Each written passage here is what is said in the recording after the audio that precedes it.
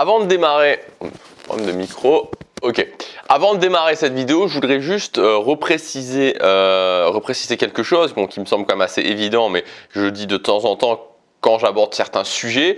Vous savez, il y a des sujets comme ça, j'en ai parlé ces dernières semaines, qui énervent les gens. Voilà, qui énervent les gens. Dès que sur ces sujets-là, vous sortez de la pensée un petit peu majoritaire, de la pensée unique. Directement, il y a quelqu'un, enfin il y a toujours, c'est quasiment, enfin c'est presque, je veux dire, enfin c'est tellement prévisible que ça en devient marrant que vous avez toujours quelqu'un, une ou plusieurs personnes qui sortent du bois en vous disant que c'est pas vrai, blabla, en récitant la même, voilà, en récitant cette espèce de dogme en fait finalement. Ce que je voudrais vous rappeler, c'est que ce que je vous dis dans mes vidéos, c'est mon avis basé sur mon expérience, sur les résultats que j'ai pu avoir, sur les résultats que ces actions ont pu donner sur d'autres personnes, mais c'est en aucun cas quelque chose que je considère comme une vérité générale. Donc, quand vous regardez ces vidéos, ne vous sentez pas mal si vous ne pensez pas comme moi, ne vous sentez pas mal si vous ne comptez pas agir comme moi, il n'y a aucun problème là-dessus. Vous pouvez même me dire que à partir du moment où c'est poli, que vous n'êtes pas d'accord dans les commentaires. À partir du moment où vous donnez votre avis aussi, mais votre avis à vous et que vous n'incluez pas la terre entière derrière votre avis, il n'y a aucun souci à ce niveau-là. Moi, vous savez, ce qui fondamentalement me rend vraiment heureux, c'est le fait que les gens ne soient pas... Enfin, les gens ne pensent pas que leur vie est comme ça, qu'ils n'y peuvent rien et qu'ils sont obligés de vivre une vie qu'ils n'ont pas choisie. Voilà. À partir du moment où les gens, vous pouvez vous mettre dans le mouvement, enfin à partir du moment où vous vous mettez dans le mouvement, à partir du moment où vous mettez dans l'action et vous commencez à créer la vie que vous voulez, vous vous levez le matin avec le sourire, non pas parce que vous avez atteint tous vos objectifs, mais parce que vous êtes sur le chemin d'atteindre vos objectifs, que vous n'êtes plus en train de subir votre vie, ça me rend profondément heureux. Et vraiment, sincèrement, du plus profond de mon cœur, ça me rend vraiment sincèrement heureux. Donc, après, peu importe la méthode que vous utilisez, même si vous utilisez des choses, enfin, vous savez, moi je défends beaucoup le travail par exemple. Si vous dites le travail ça sert à rien, il ne faut pas travailler pour y arriver et que vous employez une autre méthode, à partir du moment où ça fonctionne pour vous et que ça vous rend heureux, il n'y a pas de problème. Donc voilà, c'est une petite mise au point avant de commencer la vidéo. Alors aujourd'hui, je voudrais vous parler d'un sujet qui est le fait de sortir de l'idéologie, le fait de devenir quelqu'un de pragmatique. Et je pense que une grande partie de la réussite s'explique par le fait de sortir justement de l'idéologie, enfin l'idéologie c'est quoi finalement? L'idéologie c'est des choses qu'on va penser, qu'on va répéter, qu'on va souvent mettre sous une sorte de piédestal comme une sorte de dogme ou comme une sorte d'axiome sans jamais finalement avoir testé quoi que ce soit. Et le fait d'être pragmatique, c'est tout l'inverse, c'est se dire peut-être que c'est ça, peut-être que c'est pas ça, mais dans tous les cas pour être sûr et pour voir ce qui me correspond à moi, je vais tester. Alors je vous donne un exemple très concret, il y a quelques temps, il y a peut-être quelque chose comme 10 jours, 15 jours, j'ai fait une vidéo qui parlait justement d'un sujet qui était l'argent, et dans cette vidéo, alors je disais pas du tout, comme certains l'ont dit, que j'encourageais pas du tout à la surconsommation, au fait que acheter une Lamborghini c'était bien pour tout le monde. Non, ce que je disais dans cette vidéo, c'était que il fallait justement sortir de cette idéologie. Je pense qu'il y a beaucoup de gens qui se disent à l'intérieur d'eux-mêmes, peut-être que si j'avais plus d'argent, je serais plus heureux. Peut-être que si j'avais 5 000, 8 000, 10 000 euros par mois de salaire, je serais plus heureux. Peut-être que si j'avais une voiture de luxe, je serais plus heureux. Peut-être que si j'avais une montre, que si j'avais une Omega, que si j'avais une Rolex, que si j'avais une IWC à 5 000, 6 000, 10 000, 15 000 euros, je serais plus heureux. Peut-être que oui, peut-être que non.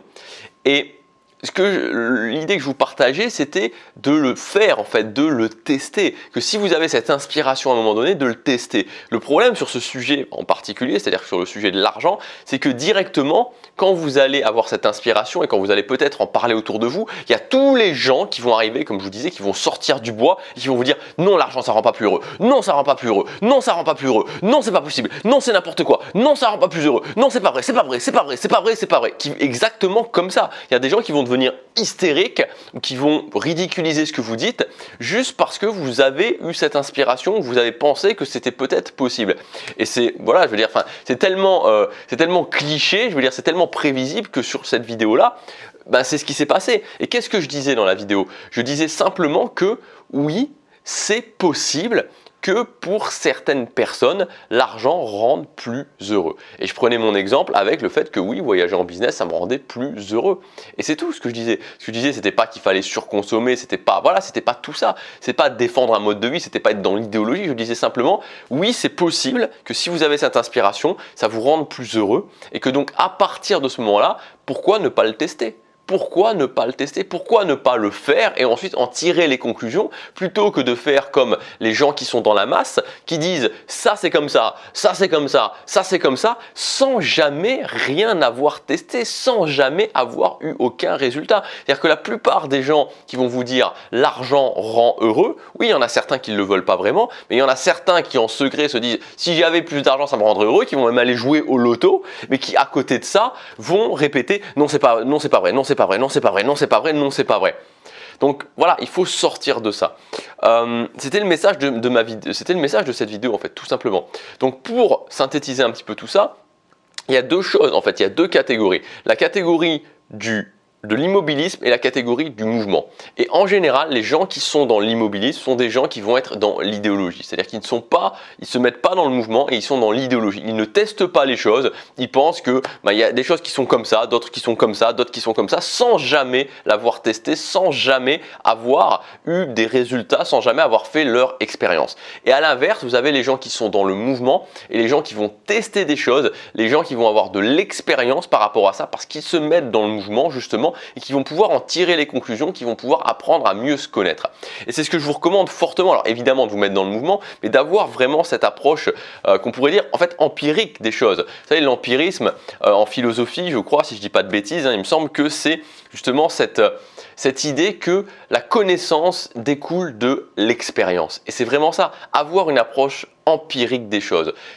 Il y a tellement de gens, par exemple, c'est un autre exemple, mais il y a tellement de gens qui sont là en train de se dire « Ok, je ne sais pas vraiment ce que je voudrais faire de ma vie, j'ai 3 idées. » Et qui passent des fois 3 mois, 6 mois, 1 an, 2 ans, 5 ans, 10 ans finalement à ne jamais rien faire, quoi. À toujours avoir ses idées, à toujours s'installer comme ça sur le canapé en se disant « Est-ce que je devrais faire ça? Ou est-ce que je devrais faire ça? Est-ce que je devrais faire ça ?» Passer leur temps à faire des choses qui n'ont aucun rapport avec ces idées, qui ne vont rien leur apporter et qui au final ne font rien, qui ne font rien du tout et qui après vont peut-être se dire « Dans la vie on ne peut pas réussir, c'est pas possible de réussir ce qu'on veut. » Moi, ce que je vous dis, c'est que si vous avez 3 idées, vous en prenez une, vous vous engagez à 100%, vous le faites et ensuite vous voyez si ça fonctionne ou si ça ne fonctionne pas.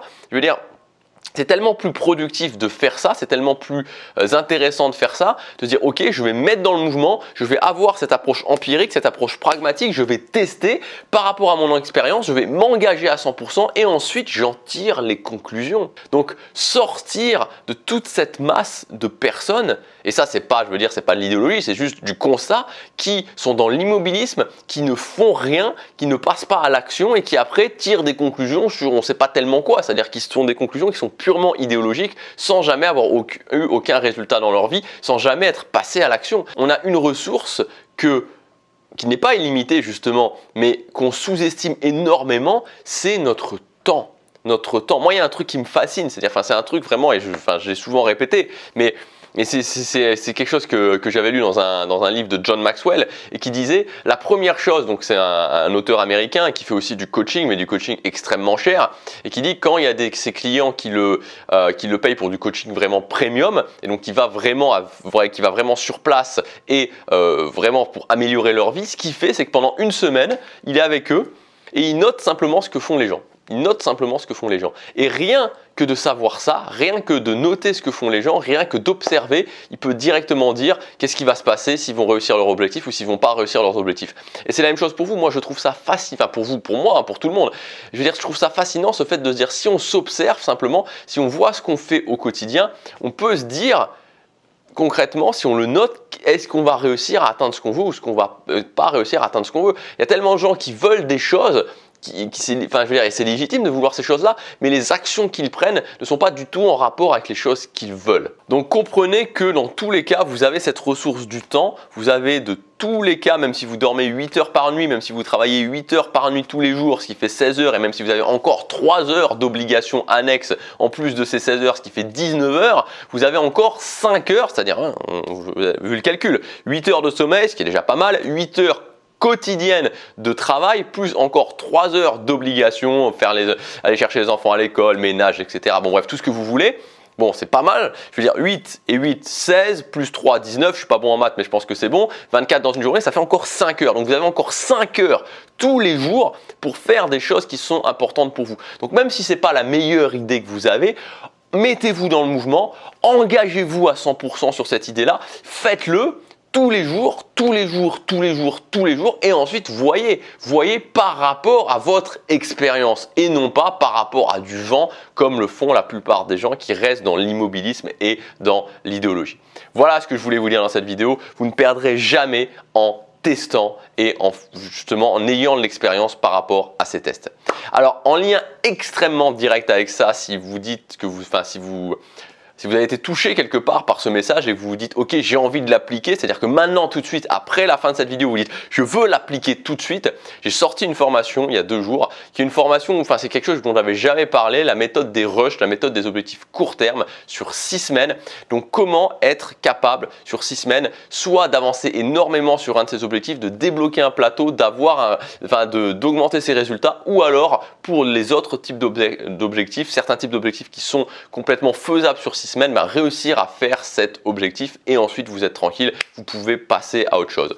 Donc cette méthode, objectif court terme, c'est sûrement quelque chose que vous n'avez jamais fait. Peut-être que vous vous dites ok, ça pourrait fonctionner, ça pourrait ne pas fonctionner. Moi ce que je vous conseille c'est tout simplement de vous lancer là-dedans et de le tester. De tester, ça vous permet justement d'avoir énormément de retours d'expérience, de pouvoir vous engager sur quelque chose, de définir un objectif, de voir comment ça se passe, de rusher sur un objectif pendant 6 semaines et de voir après est-ce que ça vous convient, est-ce que ça vous convient pas, est-ce que vous avez réussi, est-ce que vous n'avez pas réussi. Mais justement, vous aurez commencé à mettre en place cette approche pragmatique, cette approche empirique qui est de plutôt que de se dire est-ce que ça va fonctionner? Je sais pas trop, mais dans tous les cas, je vais pas le faire comme ça. Bon bah voilà, je vais pas le faire. Faire exactement justement l'inverse, de dire je sais pas si ça va fonctionner, peut-être que ça va fonctionner, peut-être pas, mais je vais le faire. Comme ça, au final, je verrai, mais ce sera basé sur de la vraie expérience. Voilà, donc si vous voulez mettre tout ça, tout ce message, ça vous fait ressentir quelque chose en vous, ça vous parle à l'intérieur de vous, vous pouvez le mettre en action dès maintenant en investissant sur vous avec cette formation. Vous avez tous les détails dans le premier lien dans la description. Je vous dis à demain, passez à l'action, chaque jour compte.